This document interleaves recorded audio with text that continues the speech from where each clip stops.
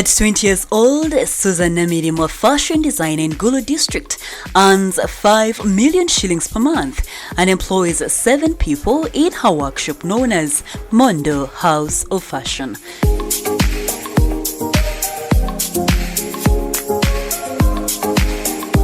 This graduate in quantitative economics from Gulu University started earning a living while at the university from sewing her fellow classmates' clothes.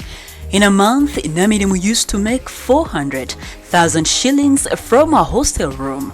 She remembers being overwhelmed with work, and even the hostel owner chased her out for making a living from her premises. Opportunity to actually take this first step towards having my own place and starting a tailoring shop of my own.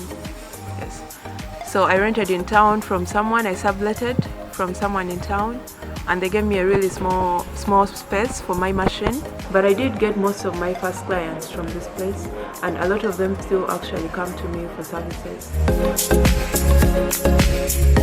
Today, amidst the flurry of colors from majorly African print clothes, the clicking sounds of sewing machines drown out the voices of young women busy at work. This is no ordinary tailoring shop. The fashionable Susan Namirimu is the boss here. Her team sews and sells clothes, imports fabrics and sewing machines from China, and provides customers with unique fashion options for events.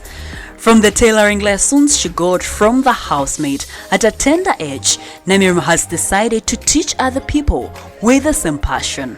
And she just knew how to operate it, and she showed me, and by evening I was actually doing a lot of things. Like I was doing a few blouses, I was recycling my mom's old clothes, and when she saw all this, she's like, okay, tomorrow you're going to tailoring school.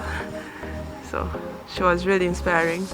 Namirimu grew her passion from her mother's sewing machine. So the day I actually decided to start using it was the happiest day of my life, because the person who taught me the first steps towards using a sewing machine was the cleaner.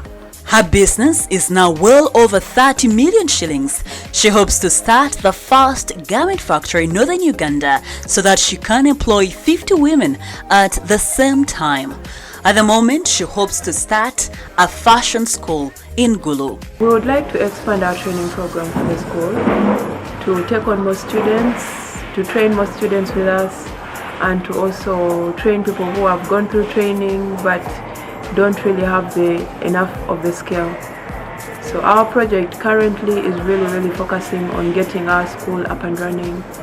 At least by next year we should be ready to start. She advises young entrepreneurs to be cautious when entering into a business partnership and never to give up whenever they face challenges. But investing is a bit tricky because you need someone who actually shares your vision of what the future should look like, or someone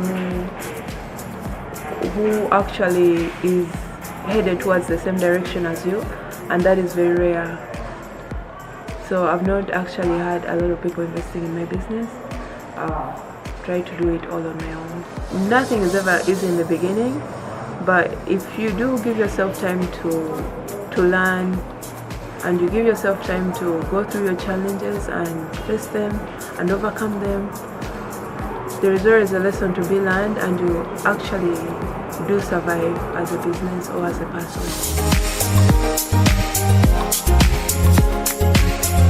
Born to Mr. James Mabala and Miss Kevin Nantumbo in Makindi, a Kampala suburb, Susan has lived her adult life in Gulu district. She comes from an extended family and does not even know how many siblings she has, but she has employed over 20 people and trained over 50 students. Susan was the second runner-up in the 2012 Miss Uganda Northern Region competitions. This report was compiled by Joseph Omagol for New Vision TV.